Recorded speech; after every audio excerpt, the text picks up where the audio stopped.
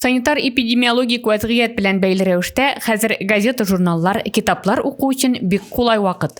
Үз изоляция кысаларында өйдә утырганда, нәкъ менә үз-үзеңне укуга җәлеп итеп, вакытны файдалы уздырырга мөмкин. Шул уңайдан Татмедиа акционерлар җәмгыяте хәзерге вакытта онлайн рәвештә төрле журналларга язылу акциясын тәкъдим итте.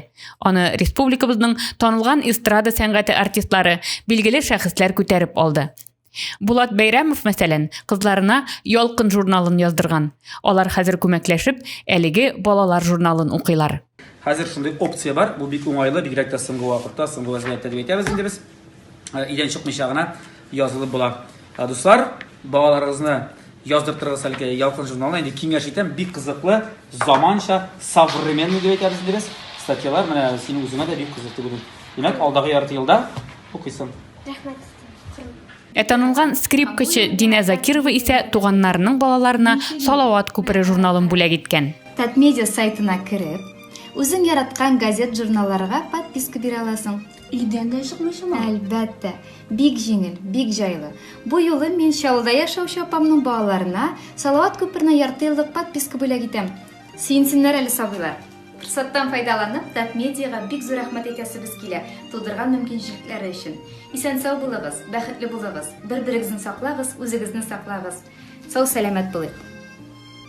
Шунысын да исегезгә төшерәбез. 1 апрельдән 2020 елның 2нче ярты еллыгы өчен Зәй уфыклары газетасына да язылу башланды.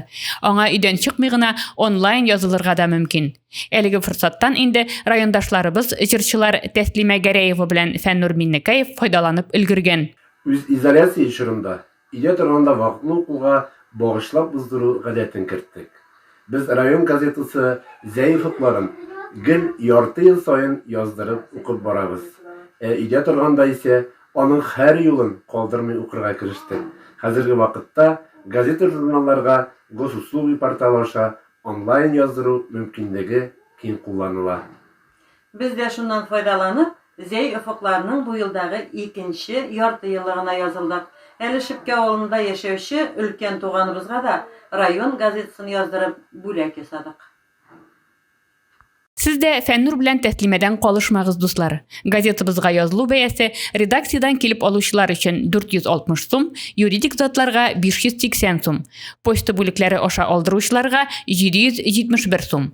Юридик затларга, ягъни оешма предприятиелар өчен бу бәя 861 сум.